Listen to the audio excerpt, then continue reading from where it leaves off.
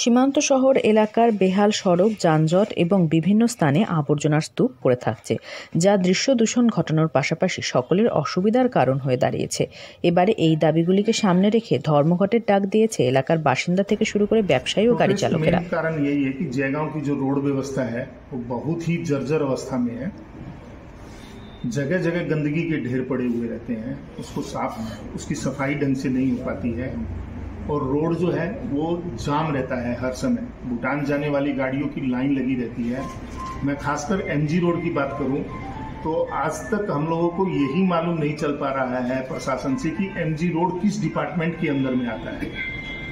हम लोगों ने जब भी प्रशासनिक अधिकारियों से बात की या लेटर लिखे तो सही जवाब नहीं मिल पा रहा है कि एमजी रोड किसके अंडर में आ रहा है।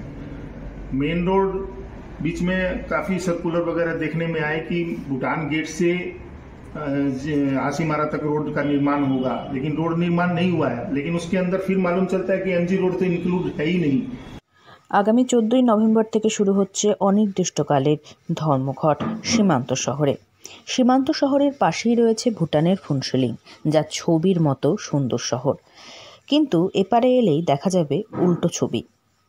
সকল ব্যবসায়িক সংগঠন এই উদ্দেশ্যে এক জয়েন্ট ফোরাম গঠন করেছে।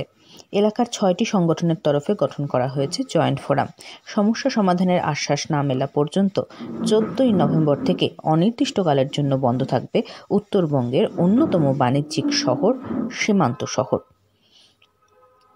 এই বিষয়ে জয়েন্ট ফোরামের কোঅর্ডিনেটর জয়ন্ত মুন্দ্রা জানিয়েছেন, এলাকার আবর্জনা সড়ক নিয়ে একাধিক সময়ে বিভিন্ন দপ্তরে লিখিতভাবে তারা জানিয়েছিলেন, তবে বারবার আশ্বাস মিললেও কোনো কাজ হয়নি। ফলস্বরূপ এবার এর প্রতিবাদে অনির্দিষ্টকালের জন্য ব্যবসা বন্ধ রাখছেন তারা। ব্যবসায়ীরা আরও জানান, গাড়ির পাশাপাশি পায়ে হেঁটে যাওয়ার মতো উপযুক্ত সড়ক নেই, পাশাপাশি যত্রতত্র পড়ে রয়েছে আবর্জনা, যার দুর্গন্ধে সড়কে দাঁড়িয়ে থাকাও দেয়। এছাড়া সড়কে সকাল থেকেই পড়ে যায় সারি সারি গাড়ির লাইন। কবে এই সমস্যার সমাধান হবে তার সদুত্তরও মেলে না। ফলে এবার এই সমস্যা সমাধানে তারা পথে নামছেন। আলিপুরদুয়ার থেকে অনন্যাদের রিপোর্ট, লোকাল 18 বাংলা।